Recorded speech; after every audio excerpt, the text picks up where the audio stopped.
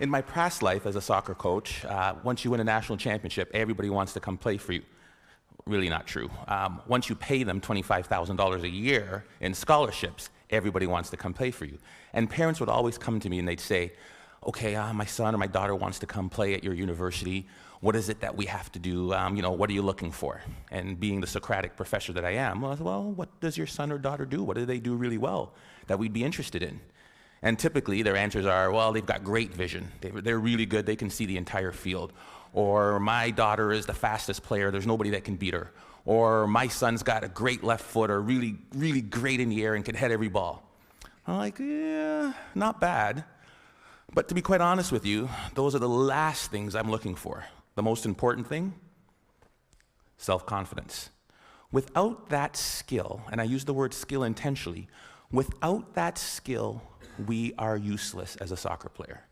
Because when you lose sight or belief in yourself, we're done for. I use the definition of self-confidence to be the ability or the belief to believe in yourself to accomplish any task, no matter the odds, no matter the difficulty, no matter the adversity. The belief that you can accomplish it, self-confidence. Some of you are saying, great, I don't have it, I'm so shy, I'll never do good. And you start to drag all the way down here. But I use the word skill because I believe it can be trained. And I'll show you a couple of ways in which we do. Hopefully I won't run out of time. I don't use any slides because my speech always goes here, here, or here. So we'll see which way we get to. The easiest way to build self-confidence. There's no magic button. I can't say, hey, this plane is going down. Who can fly it? Put your hand up. I can. I'm confident. Repetition, repetition, repetition. Right? What does Malcolm Gladwell call it? The 10,000-hour rule. There's no magic button. I recruited a goalie from Colombia, South America one year. Big, tall, 6'3" man.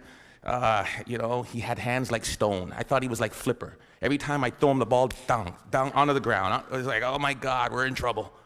Simple solution. Get to the wall, kick a ball against the wall and catch it. Kick the ball against the wall and catch it. His goal was 350 a day for 8 months. He came back, his hands were calloused, the moisture on his hands were literally gone. He is now playing in Europe. Magic? No. Repetition, repetition, repetition. The problem is we expect to be self-confident, but we can't be unless the skill or the task we're doing is not novel, is not new to us. We want to be in a situation where we've had so much pressure in that, and what I mean, because pressure builds diamonds, we want to be in a situation where, hey, I've done this 1,000 times. I did my speech, and I practiced in front of the mirror. Hey, I'm sounding good. And then I went in front of my kids and my wife. I was like, oh gosh, got a little nervous. And then I get in front of the Glenn Gould. Oh my goodness, I'm a little more nervous. By the time I get to the ACG, where 2,500 people, can't say anymore, right? 2,500 people, where 2,500 people are there, I won't have a single ounce of nervousness because of my ability to practice, right? Over and over and over again. The problem with repetition is, how many of us bail after the first bit of failure? How many of us bail after the first bit of adversity? Edison was on that video. And depends who you ask, there's anywhere from 1,000 to 10,000 tries to build that light bulb. 1,000 to 10,000. J.K. Rowling should be on that video. You know how many publishers she took her Harry Potter book to? I believe the number was 12 or 13.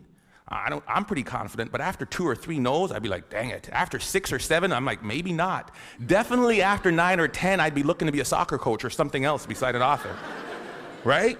I mean, 12 times somebody said no. But practice, practice, practice, and do not accept failure. Maybe it shouldn't be repetition. Maybe the answer should be persistence. Because we all repeat something, but very few of us really will persist. So that's one way to build self-confidence. Get out there. Do what you want to do and do not accept no. The other one is self-talk. We all have a self-talk tape that plays in our head. Anybody go shopping and put on a pair of pants this week? If you're a woman, the first thing that always comes, damn, I look fat in these pants. And if you're a man, it's the opposite. Oh God, I have no muscle, I'm so flabby, right? We all have this tape that plays in our head. As a student, if they asked me the question, it was like, oh, gee, please, professor, don't pick me. I don't know the answer. I look down, right? If you're let me tell you something, and the VP of Business Admin is here, so I shouldn't repeat this, but when they hired me as an athletic director, I sat in an architect's meeting, and I am about as dumb as a post when it comes to anything to do with numbers and angles. And they're like, the fundibulator valve of the architectural, what do you think, Dr. Joseph? Let me look into that for you and get back to you. Right? I was saying, oh, God, please don't ask me. Please don't ask me. We all have this negative self-talk that goes in our head. Guess what? There's enough people that are telling us we can't do it, that we're not good enough. Why do we want to tell ourselves that? We know for a fact that thoughts influence actions. We saw it there with the video Dr. Levy showed. Right? We know that our thoughts influence actions. Why do we want to say that negative self-talk to ourselves? We need to get our own self-affirmations. Muhammad Ali, what was his self-affirmation? I am the greatest. Who else is going to tell you? There need to be quiet moments in your bedroom, quiet moments when you're brushing your teeth, that we need to reaffirm, I am the captain of my ship and the master of my fate. That is my affirmation. I came from a school of 1,000 people. I lived in a town of 1,000 people for 15 years. There's no reason that I should be in charge of an athletic department building Maple Leaf Gardens. But I am the captain of my ship and the master of my fate. If I don't say it, if I don't believe it, no one else will. How do you build self-confidence? Get away from the people who will tear you down. There's enough of that. Muhammad Ali, I am the greatest. There is no one better than me. It's a difference between hubris and ego and false pride.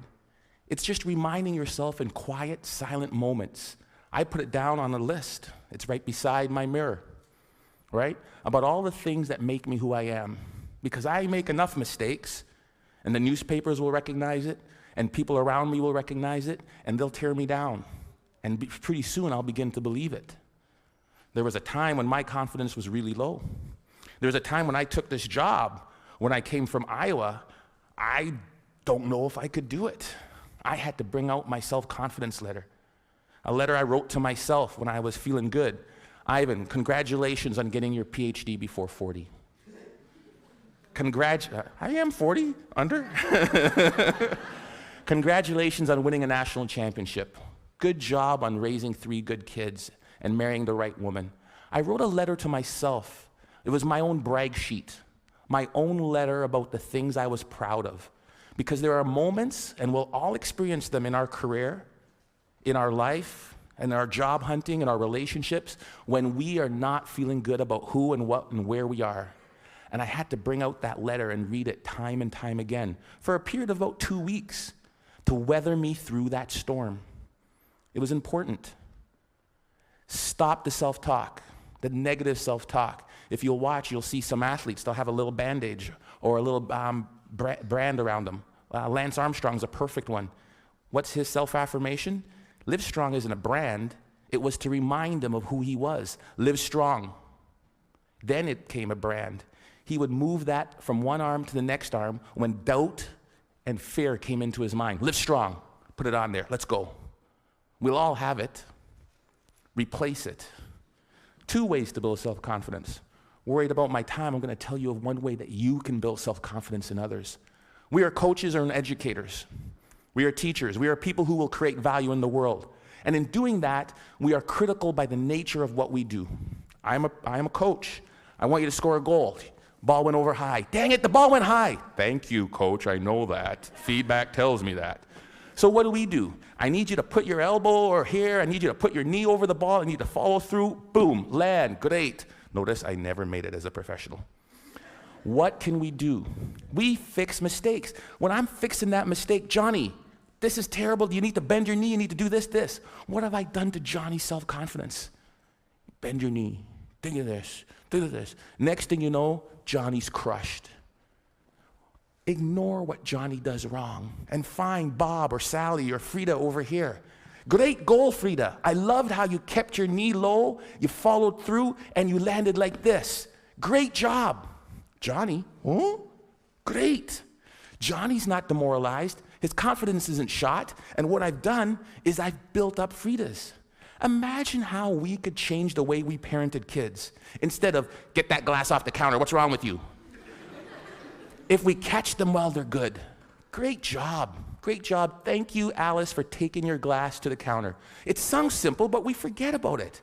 Or as educators, or somebody as a team, if we manage to praise the positive behavior that we wanted to reinforce. We forget it. It sounds so simple. Catch them when they're good. We forget it. It's simple. Here's what they did. There was a study in Kansas that did this. They did video, and we all do video, and we showed the video of them doing the run of the play. This goal happened because the basket wasn't protected. We didn't rotate here right. We needed to do this and then to cover the slot. And if that's the baseline, improvement of the Kansas State team went like this. Then they said they ignored all of that, and they just showed them the times they did it right. The times they did it perfect, that presented no goals, spoke to the same points, improvement went like that. It changed and revolutionized the way we as coaches interact with our student athletes. We can apply that to the business world. We can apply that to our student group works. We can apply that to our management teams easily. Catch them when they're good. Last and certainly not least, my son is really good at this. Self-confident people interpret feedback the way they choose to. I asked my son, who is by the far terrible athlete, gets it from his dad. The games, they win 5-0. How was the game? Oh, great, I scored 3 goals, I got 2 assists. I'm like, I did not see him touch the puck. But he has his own perception of how he did. I love it, right? I'm that guy. I'm like, I remember when I was taking when I met my wife, it was in the Commons. Polly, would you like to go to the movies? Ladies, dingle, dingle, dingle. And she goes, no. I ask her again, because I think that she just hasn't seen me in the right light. Maybe that's not the wrong shirt on, right? Because I'm interpreting that the way I want to interpret it. Finally, I ask her out again. She gives me this one comment, right? Or she sent it through her friend, because that's the way you did it back then. She wouldn't date you unless it was the last person on Earth, that hell was freezing over, there was a small chance we had to save the planet Earth. Some people's like, there's no chance. I'm like, you're saying there's a chance. Right? Because that's how I'm going to interpret it. If I could give you one thing to take from this, it is, no one will believe in you unless you do. Listen to the words of that video. Here's to the crazy ones, the misfits, the rebels, the troublemakers, the round pegs in the square holes. We're supposed to be different, folks. And when people look at us, believe in yourself. Thank you.